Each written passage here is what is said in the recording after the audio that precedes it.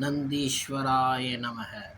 Friends, ஜாதகத்தில் லக்னாதிபதி எங்கே இருக்காருன்னு பார்த்துங்க.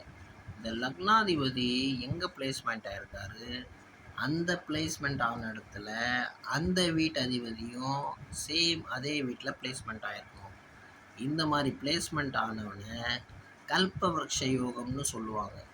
இந்த மாதிரி கல்பவருஷ யோகம் உள்ளவன் வாழ்க்கையில் என்ன வேணால் சாதிப்பான், என்ன வேணால் அவனால் செய்ய முடியும். எந்த துன்பமும் அவன் வாழ்க்கையில் வராது, வந்தாலும் இமீடியட்டாக டிசிப்பியர் ஆகிவிடும். அந்த அளவுக்கு பவர்ஃபுல்லான ஒரு யோகம்.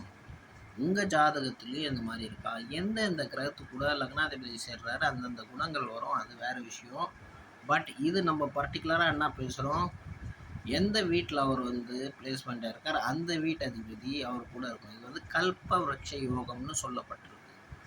இந்த யோகம் உங்கள் ஜாதகத்தில் இருக்கான்னு பாருங்கள். ஃப்ரெண்ட்ஸ், நாங்களும் பார்க்குறோம். உங்களுக்கு பார்க்கணுன்னு இருந்தால் எங்கள் டிஸ்கிரிப்ஷனில் எங்கள் ஃபோன் நம்பர் இருக்குது. உங்களுக்கு எல்லா இடத்துலையும் போய் ஏதோ நடக்கலைன்னா கண்டிப்பாக பகவான் உங்களுக்கு ஒரு நல்ல வழி காட்டுவார். கைரேகை ஜாதகம் அனுப்பிச்சா எங்ககிட்ட போதும், எல்லாமே நாங்களே சொல்லுவோம்.